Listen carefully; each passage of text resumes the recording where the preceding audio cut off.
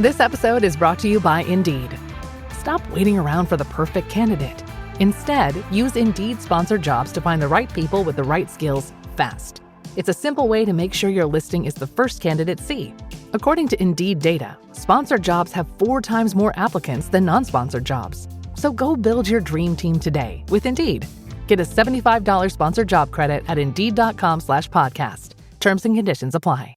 Hello friend. Do come in, relax, make yourself comfortable, and welcome to the History Book Club, a club that welcomes all history lovers. Drink?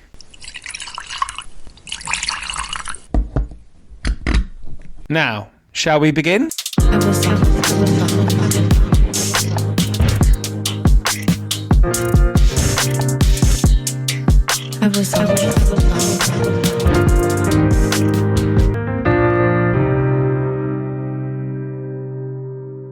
Europe is in a bit of a fix, with a belligerent Russia to the east and the traditional ally and protector disinterested in the west. Governments are only starting to think about maybe increasing defence spending. In Britain, we are behind our continental allies and still trying to find excuses not to improve defence capability. So who better to get on than a former general, Barney White-Spunner, who's written a book about 5 armies that saved Europe. Spoiler alert, one of them is American. And so we chat about what that means for the present. Before we start, thank you for those Spotify listeners who gave a 5-star rating. Please, can I ask, if you're listening on Apple Podcasts, to think about being equally as generous. It would mean a huge amount. But until then, let's get on with it. Barney, huge pleasure to have you on to talk about your new book. Thanks for joining me. Thank you very much for having me. I'm delighted. Yes. Authors always keen to talk about their books. Yes, well, I wanted to talk to you about yours, and it's for the benefit of listeners. This is called Nations in Arms, 5 Armies That Made Europe.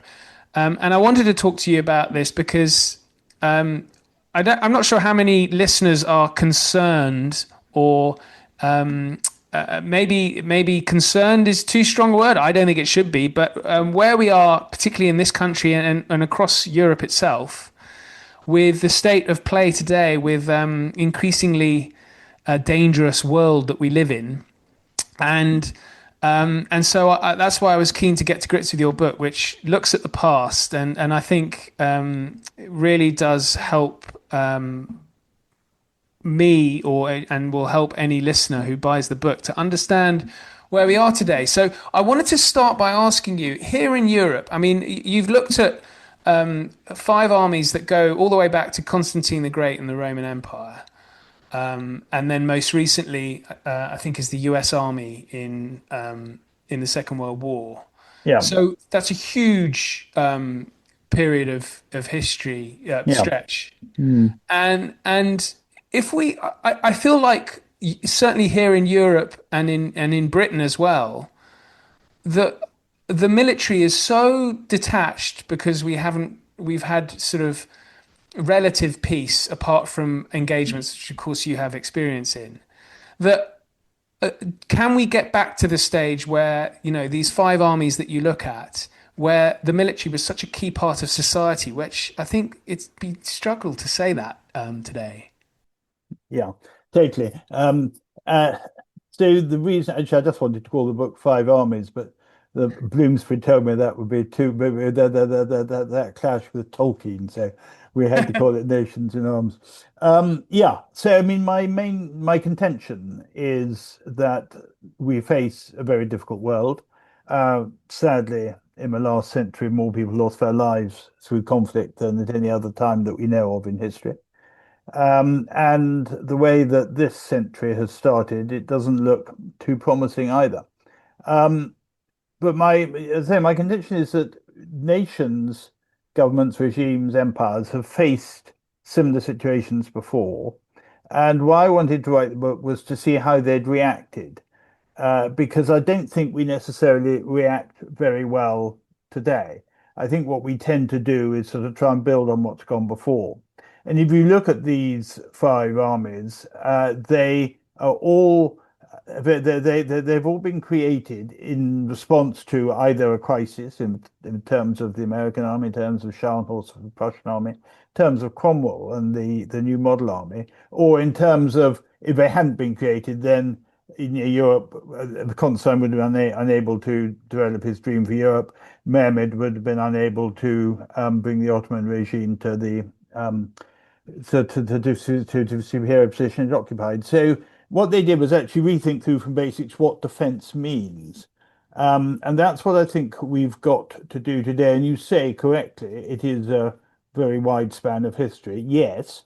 But the reason for that is that if you look at the principles on which these armies have been founded, created, structured, they are they're the same from Constantine all the way through the American army in the Second World War, but the same basic principles of how you react to a situation which is falling out of control. And I wanted to compare and analyze those. I mean, that's what history is, isn't it, really? So you don't think then the populations across Europe today are any more uninterested in defence than they would have been in the past? Well, that's a very good question. If you look at let's say early modern Europe, the village is interested in the survival of the village, and in most societies, let's take England for example, you have the third, as it's known, which is basically what we may later have called the militia. It is a group of people who have got together and contributed to national defence. I guess they were as unenthusiastic in many cases, leaving their harvest and going off to Hastings, as maybe people who were recruited, in the Palace battalions in the First World War. There is a time when society reacts. You said in your introduction quite correctly that we've been spared that in recent decades, and but I think it's possible that we are going to face it again, but I don't think it's necessarily going to be going off to Hastings or going off to the Somme. It's actually going to be in a much wider context. And one of the problems I think we have is that this whole idea of national service has been sort of degraded as an idea in people's minds. It sort of comes over as boot camps for 18-year-olds, and I mean, knock them into shape, which is totally the wrong approach. I think what we need to come to the national service is the way that a lot more parts of society can play their role in the defense of the kingdom than in the past. I don't think we're at a stage now where we can just leave it to an increasingly reducing national defense forces. I'm not just talking about the UK, I'm talking about wider. So what do I mean by that? Well, I think actually in terms of how the armed forces are structured, there's a huge amount more that can be done by reserves, a lot of which can be done from sitting on your computer, whether it be intelligence, linguistics, logistics, whatever. But we've also got to realize that society faces different threats. If we face a military threat, and yes, that's where the armed forces come in, but what about all these other threats that we face, which are just as damaging? What about flooding? What about pandemic? What about fire? What about cyber threats? All these actually threaten society in a way, and are threatening society every day. I mean, the cyber threat is live as we're talking. So you need a mechanism in society which helps the government combat these. I give you an example. Let's take the flooding in Valencia. Do you remember in November 24, horrible flooding? Just been reading about this, yes. Well, yeah, I mean, what does the mayor of Valencia do? He comes on the telly and attacks the king, saying they've been let down by the army. Well, is that what the army's for? Armies are very expensive. They're trained soldiers. They're meant to be the core of the national defense, and they always have been, probably, and always will be. But are they really there to combat flooding when you've got a whole lot of citizens in the town who could be in some way organized to do that? And take Australia, in arguably one of the most threatened parts of the world now. The Australian army for the last 2 to 3 years has done more work on flooding than the military training. So much so that actually, the Australian local government now expects the army to be deployed to deal with flooding. So this is we're dealing with a whole lot of different threats, and there's also going to be the threat of migration. And I'd say it's a threat. I mean, I'm not, but there's an awful lot of good that can come from migration. We are, after all immigrants of some form or another. But on the other hand, that has got to be managed, and that again is something which society has to embrace. So it's a much wider approach than just the armed forces. And if you look at those five armies, that's exactly what they've done. That's how they started to react to the crises they faced. And I mean, the American example of the Second World War is just staggering, actually, what they achieved. Yes, you mentioned that they were sort of rated, and I don't know if this is size or competence, down with sort of the Bulgarian army around about Yeah, 19. I think it was a sort of it's a very good question. So I don't exactly know what the parameters of those ratings were, but it's certainly on size. So in America, the American army never really sort of got over the First World War. It never adapted after the First World War, and it became a sort of real bone of contention between Congress and, well, first President Wilson and then the White House later. But yeah, so in 1941, it was an army rally in its infancy. And as I'm sure as you all know from your background, with some really excellent books, An Army at Dawn, Rick Atkinson's great book, actually tracing through how it was grown. I mean, the American Army did not have tanks in the sense that that we understand the use of tanks. They didn't really look at the lessons of the Wehrmacht. And so when they deploy to North Africa, they go with totally inadequate armor. And actually, arguably, after D-Day, Eisenhower says, "I didn't realize how useless our tanks were." There's been it was a really sort of sharp learning curve, but the point is they learned it. And actually, look at the US Army today, which is unquestionably in a league of its own in the world. I mean, nobody knows that much about the Chinese, but Is this whatever. not only size but also technology then? It's technology. Yeah, their size. I mean, they are probably a rival. No, it's their digitalization, their use of modern technology, their combat experience. Um, it's an army of exceptional. I would argue that actually, it's certainly on a par with the Roman army under the emperors. I mean, in comparative terms, you see what I mean.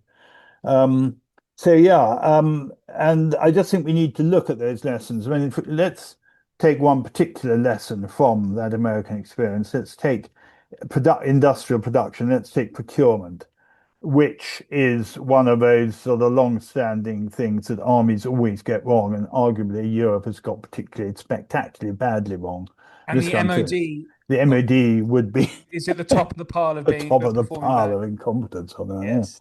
The There, not without. I mean, I do think we tend to be unfair to ministers in some of this. I think the foreign ministers come in and are confronted with some pretty horrific history, which they've got to correct. That's particularly true of Ajax at the moment. Yes. But you look, what does Roosevelt do? He and that Vannevar Bush, the great man from the Massachusetts Institute of Technology, and Carnegie Institute, they actually say, right, we've got a problem. We've just been discussing it with tanks. How are we going to solve it? It's not solved by having a few army officers and a few civil servants locked away in a darkened room somewhere. It's actually solved by getting the best brains from academia, from industry and government together, and giving them tight timelines and actually sharing ideas. As the trouble is, the European governments and British governments are actually particularly bad at this, is they're so suspicious of industry.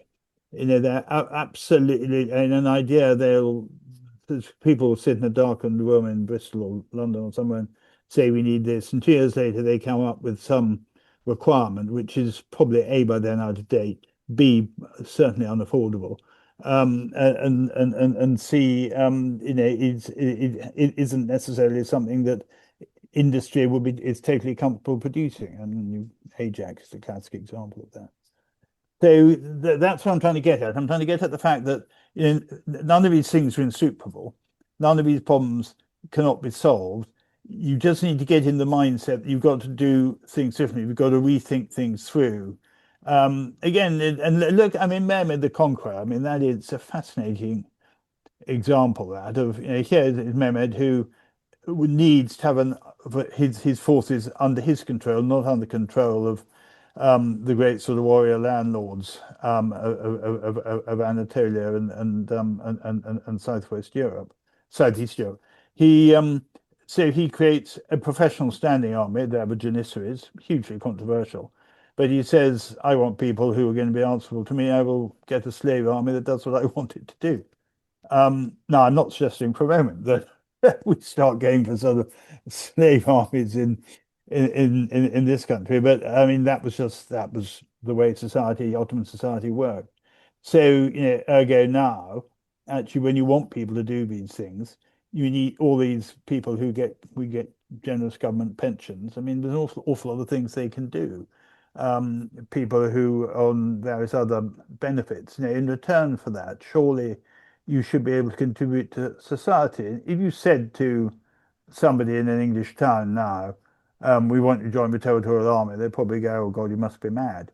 If you said, actually, what we'd like you to do is to be part of an organization that helps the community, most people would say yes. I completely agree. Well, maybe I'm unusual, but I agree. I mean, I would be delighted. I'm 50 now, Barney. God, Oliver. I'd love to get involved. Well, I mean, you see, that is another thing, this age thing. Why are armies young? Armies are young because people died in their 30s in the past. And, the people joining the forces now are the same age they were into Constantine's army or Mehmed's army. I mean, Mehmed started a lot of his Janissaries in their early teens. So you don't need to be a fighting fit 18-year-old man to operate a drone. To operate a drone, yes, because I was going to mention that if you do need young men who to sort of storm a trench, because you do. Take it, and that's a very point very well made. You need. I'm not suggesting for a moment that you take away from this sort of what I call the fighting core, and all those armies have all come to that conclusion. But then you look at a lot of the other functions that armies do, given that it's very difficult to recruit for professional armies at the moment. Particularly, not just it is in the UK particularly, but it is everywhere actually.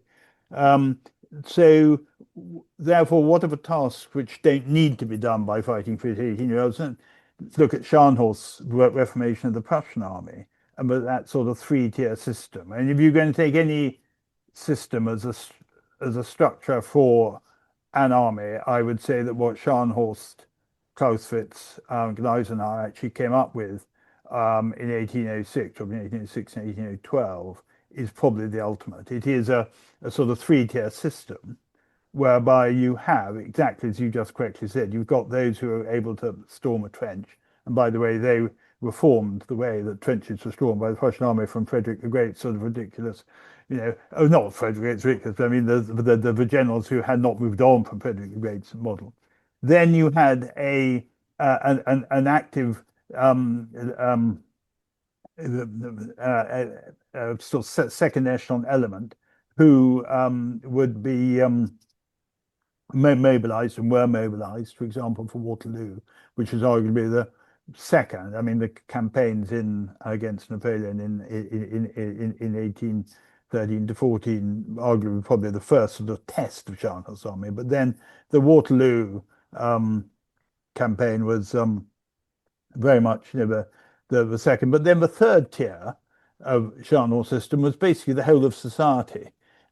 So slightly different when it's your country being fought over, it's your villages being threatened by the French, but in an incredibly effective system. And it's there that things like logistic and support and transport, are widened across society. Yeah, of course, but there's then the obvious question: if that's an army, it's not deployed, it's a deployable army. How do you do that? Well, there's other ways which we chatted about just now, where wider society can help. Members of the History Book Club, please forgive my interruption, but I have an important request. A friend of mine, Ian Wilson Young, yes indeed, all surnames are double-barreled here at the History Book Club. Anyway, Ian is on a mission to Ukraine, whereby he purchases a pickup truck and fills it with medical supplies before heading out close to the front lines to provide support for those fighting the Russian hordes. This is an appeal for you to donate, even if it's a very small amount. I put a link in the show notes to the Just Giving page. Now, let's return to the club. I wanted to ask you about a particular hot topic now and wondered whether this had ever appeared in the past, which is, it feels as though there are certain elements to the establishment that are really going after soldiers who have served through law. And I guess that is sort of exhibits a wider ambivalence about the British Army here in this country. And I wondered whether there was a similar period in the past that is broadly along these lines, because it's very worrying to see soldiers, being had up. And it seems, our Prime Minister may have had some involvement in it. So that goes right to the top. And I wondered if we'd ever seen this kind of thing in the past. Yeah, regrettably we have. I mean, I happen to think at the moment, I think the first thing I'd say is that anybody who served in certainly the British Army does not want, is not going to protect people who've generally done wrong or committed crimes. And there have been examples of that. The definition, of course, is, what you're doing as a sense of duty as a military person. And in that case, I think there is some unfair victimization of people serving. Somebody in my own regiment, actually, or my sister regiment, lifeguards, died with Still. You may remember this with a yes. A Is it Guardsman Hutchings? Yeah, well, he wasn't a guardsman, yeah, but I mean, he was a high cavalryman. But yeah, this is your family roots coming out there, Oliver. It is. I can't resist it. Yeah. But yeah, let's take Napoleonic France. So you have once Napoleon goes into his first exile, the way that the Bourbon regime treats the Napoleonic veterans is quite appalling. I mean, arguably that is one of the main reasons that actually Napoleon's able to stage a comeback with all the ghastliness that meant for Europe and for France. There tends to be a slightly unpleasant sort of vengeful spirit. Some nations have been, are better than others.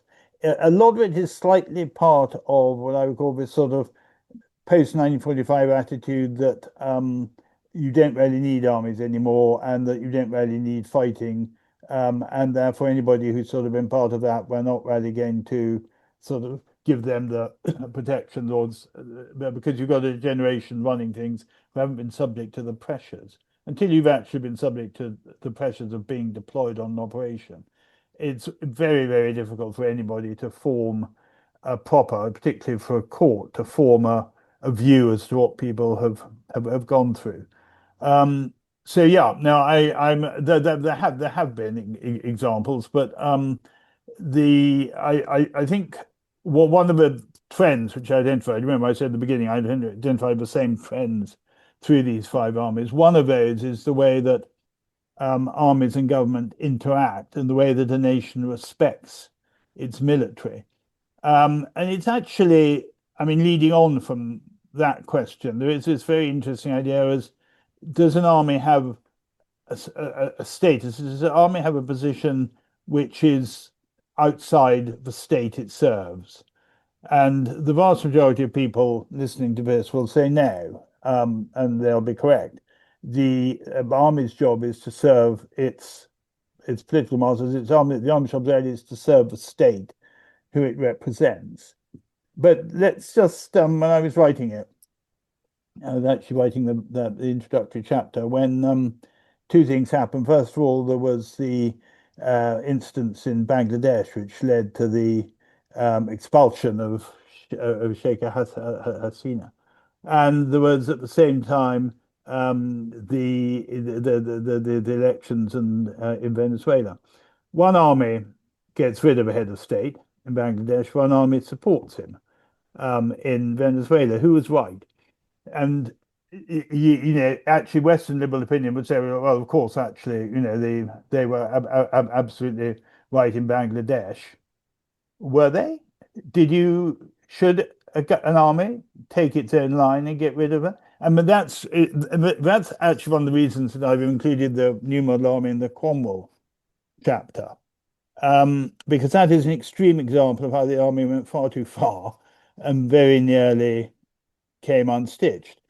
Today's army, the army I've served in, is basically the new model army. The British Army it is the same army. It's been in continuous existence since 1660. It very nearly went altogether by trying to dominate the state, and it's actually only through a series of really astute leadership with people like Monk, Albemarle, that it reigns back from that. And actually, that is the most fascinating period to look at, because you have an army that was effectively a Puritan army, the parliamentary army, a Puritan army, that it fights for its Puritan beliefs, its own beliefs, goes too far. Most of it's disbanded, but it just hangs on. And then within 25 years, it's fighting for a Catholic monarch against Monmouth. And then fairly soon, 3 years after that, it's fighting. It goes over to a Dutch Protestant monarch against the king. So what you actually got there is this sort of slaving of the army like to the legitimate government. Okay, there was a lot of gerrymandering by generals, by people like Marlborough et al. In that.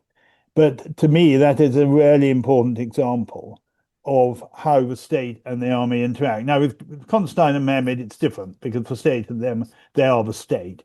But I wanted to start with them because the military structures that European armies have adopted since were basically their ideas. So the units of Constantine's legion is effectively the same as a regiment now.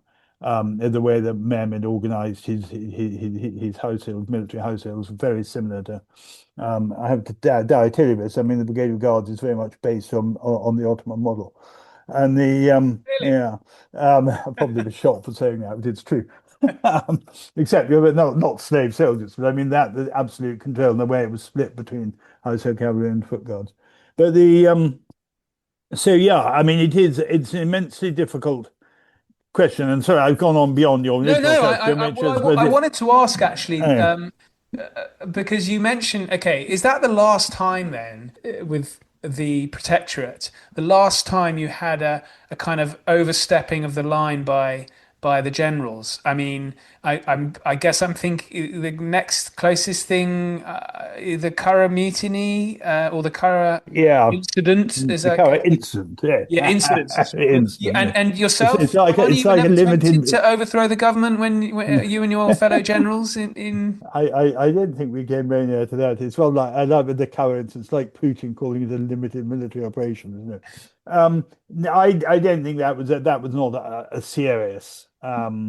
It was a sort of a deep grumbling, but it wasn't a sort of immune as such. Now I think in the British Isles, the last time really was, unless you, depending on your sort of Scottish politics as to whether you as to your views on Jacobites, but effectively in terms of threat. I mean, there have been lots of other examples, obviously in other countries, and I think another really interesting area to look at is what happens in Germany between the First and Second World War, or really between the First World War in 1933 when Hitler comes to power, and how much influence the generals have there, which the answer really is not very much.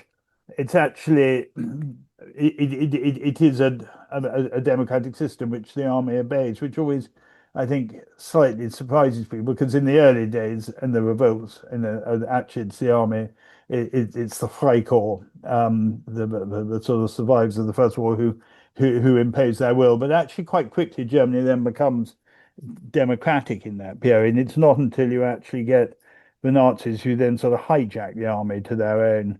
And I think the German army obviously it's got a lot to answer on Second World War, but it was actually also arguably almost sort of too wet with the government. But then Hitler and the Nazis were a very difficult organization with which to deal.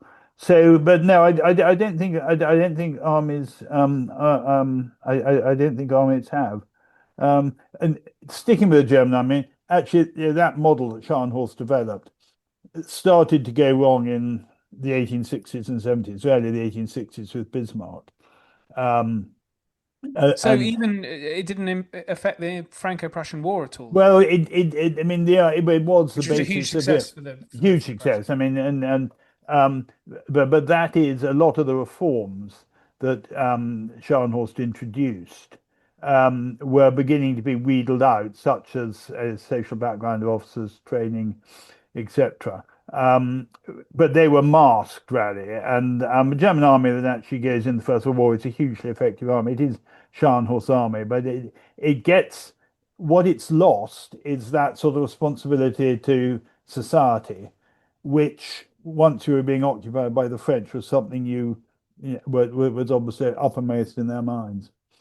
Rather parochially, I just wanted to stick with Britain just for one other question Yeah, because yeah, I did notice that there was I think in your final chapter where you talk about today's armies and yeah, it might have been the introduction actually, but you talk about treatment of wounded soldiers. yeah, And I asked this because I've been just doing some sort of side research and looking at the Falklands and then also wounded soldiers from Iraq and Afghanistan, where yeah.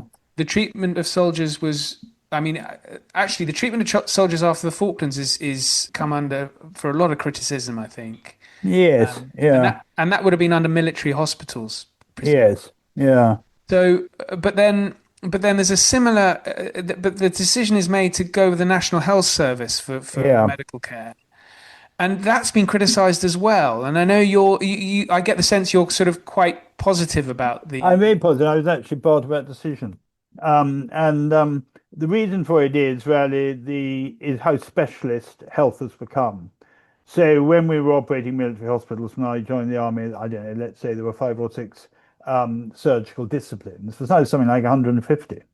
Um, the armed forces in totality, because of medical services and I joined, are just simply not big enough, quite apart from the money, to sustain that number of surgical teams. But the idea of going in with the NHS is that you piggyback on them, and you will find, not obviously so much at the moment, but in Iraq and Afghanistan, we used to get NHS consultants, surgeons out for 3 or 4 months, and I have to say, the most impressive, brave, dedicated bunch of people I've come across, and they would sit in Iraq, Afghanistan. When they needed to, they would slave in by video to Walter Reed Medical Center in the States. And they would use all the expertise of the whole health service and their own extensive experience to do what they had to do, which is why the life saving, has been so spectacularly successful. And there was a lot of well-intentioned but rather misguided campaigns to sort of save military hospitals.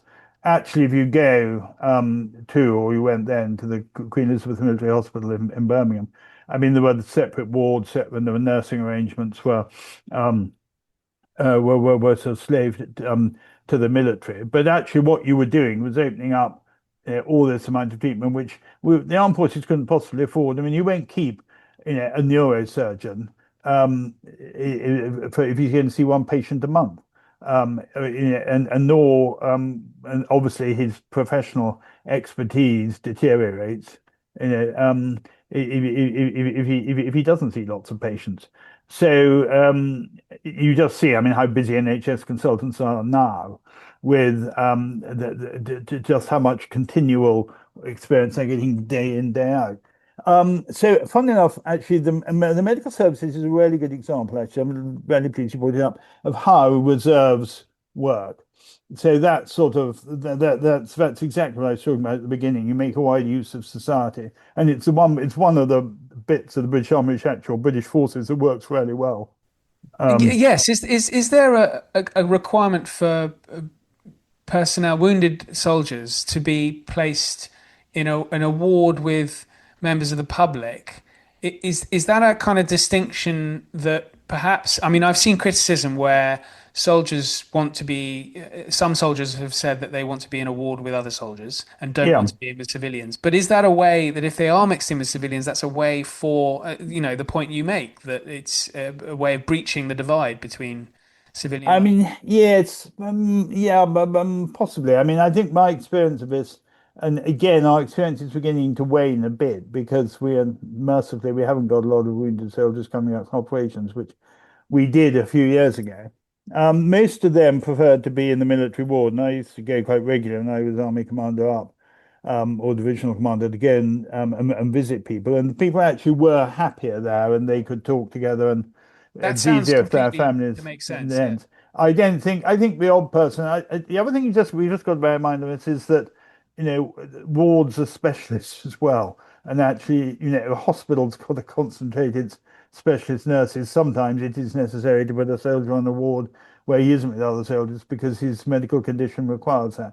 And soldiers are pretty mature, and people accept that. But I think in terms of general nursing and rehabilitation, and we do now, of course, have very good rehabilitation facilities.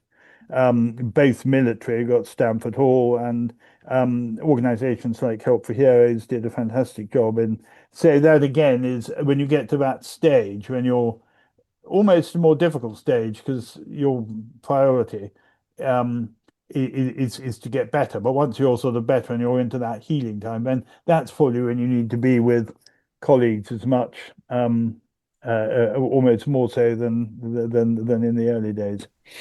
Well, Um, one other area I was very keen to ask you about was the sort of technological innovations that I yeah, know we briefly touched on. But I mean, we're now seeing we're in a position where there is a potential for I guess the Russians have the capability to press a button for a tactical nuclear weapon, which is obviously a big step, and it seems as though that's unlikely to happen. But that could wipe out a division or a brigade or something like that in at the switch of a button. So are we at the stage now where technical innovation is so frightening that it is going to have a revolutionary effect on how our generals deploy their troops in the field? I mean, um, so a tactical nuclear weapon is only a tactical nuclear weapon if it's dropped on a tactical target. Otherwise, it's a nuclear weapon. So if people always say, "Oh, well, the Russians will drop a tactical nuke in Ukraine," well, what are they going to drop it on? Because Ukraine doesn't actually mass its divisions. Because one of the things that drone warfare has taught us is troops have to spread and disperse. So if they go and drop a tactical nuclear weapon on a village or a town, that is not a tactical nuclear weapon. That is a nuclear strike. And people seem to have this sort of slightly forget that. It's clearly I forgot that. No, Yes. no, sorry, I didn't mean that rudely. So I No, didn't no, mean no, that, no, no, but no, I not mean at all. I'm it glad is it's an important um, corrective. it is in the Cold War. We used to have an exercise called Wintex, and Wintex was when you actually got something governments don't do now, but you got literally from the Prime Minister downwards giving. They used to come in at the end, but used to put together a whole of a NATO command structure. And those exercises always seem to end, in my mind, with the Russians dropping a nuke on an American operation, an American sort of reserve division or something. So there is no doubt that it was in the Soviet times and part of the um, of the of the Russian modus operandi. But I have to say, if Putin really thinks people are going to be taken in by him threatening nuclear, I mean, if he drops a nuclear weapon somewhere in Ukraine, then he probably says goodbye to Moscow, and I guess he must realize that. So I think almost more damaging and what requires more careful management is these long range, let's say, conventional. And actually, the difference of what is a conventional weapon now is a debate in itself. But with weapons which are not nuclear, those and how you target those and whether what they're targeted on is almost a more difficult sort of military issue to solve. I mean, I'm sure the Ukrainians, if they had the wherewithal, would be dropping more onto Moscow, or would they? I don't know. Maybe actually they wouldn't. I think the more that Putin drops on Kyiv, they're probably tempted. But in terms of escalation, that is in terms of sort of the escalation against the war. To me now, it's more that. It's more when you start taking out your opponent's satellites, which arguably are going to be possibly the greatest enablers and becoming more and more important as we go forward. So I don't think, I mean, personally, I don't sort of, I haven't prepared a shelter under the stairs with a torch and some cans of baked beans. I mean, if nuclear comes, nuclear comes. Personally, I don't think it will. I also wonder what state the Russian nuclear forces are in. I mean, the Russian performance and the Russian military performance has been so dire. I mean, I Well, the think it's numbers really lost. horrible, horrible, Yeah. horrible. I mean, nobody really knows. I don't think. But there are estimates of certainly 750,000 casualties. How many of those are dead and how many are wounded? I don't know. But that is, I mean, that's more than the entire British casualties in the Second World War. And this, this idea of, and I actually bring this out in the book. But people said on the Somme, what a dreadful waste. We lost life for every yard of territory gained. That figure in Bakhmut is 19 inches, one Russian life for every 19 inches gained. And these are young 18-year-olds, 19-year-olds, a lot of them from pretty underprivileged backgrounds, being sort of fed into the meat grinder. To what purpose? It's deeply upsetting, that, I think, and that is, I'm afraid, plays back to the same argument I made at the beginning of the book.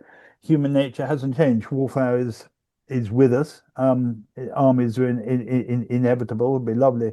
And I say this as a having been a soldier. I mean, nothing would give me more pleasure if the world was in such a state that we didn't need armies.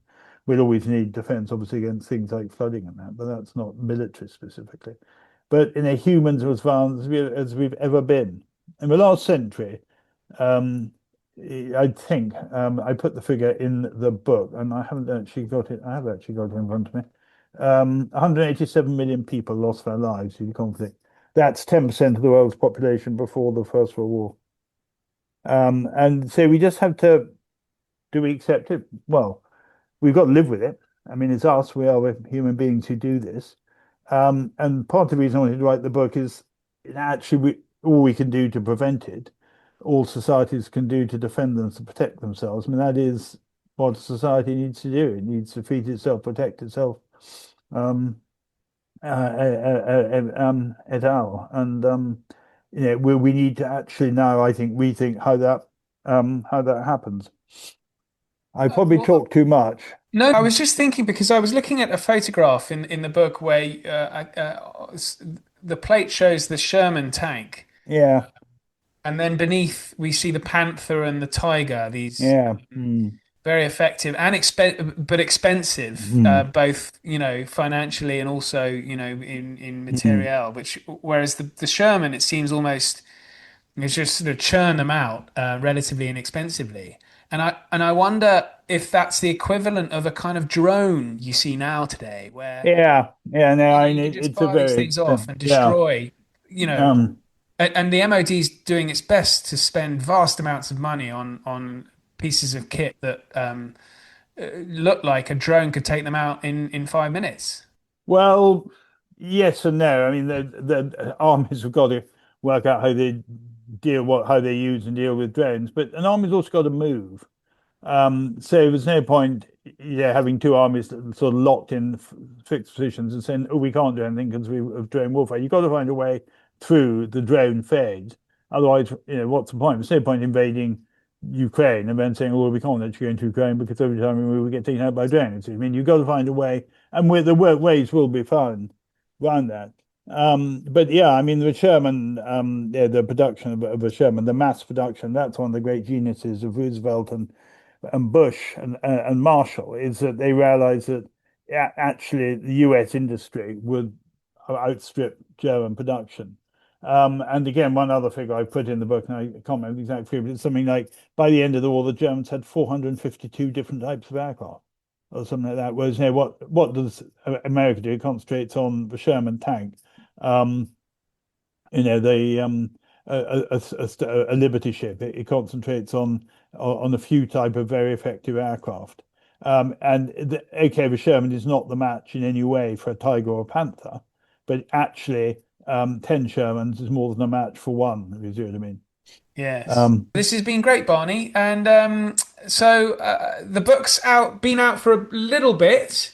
Yeah, I went into hospital when it was launched. It wasn't very helpful, but No, it is in all good bookshops.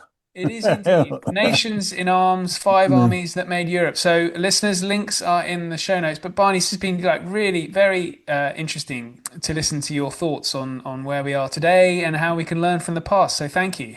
It's been brilliant. Oliver, thanks. Lovely to chat to you again. We've come to the end of this club meeting, so thank you for listening. If you want to get in touch about club benefits, please do, either by email or on X or Instagram. Links are in the show notes. I've also included my Substack link so members can read articles I've written on various matters that may be of interest. The History Book Club is written and presented by me, Oliver Webb-Carter. Music is by listener Chat DMZ. Episodes continue next week and every week, so please do join, subscribe, and if you can provide the club with a 5-star rating, we would be delighted.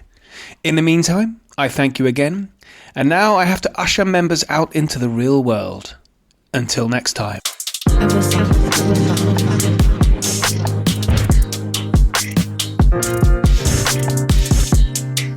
I was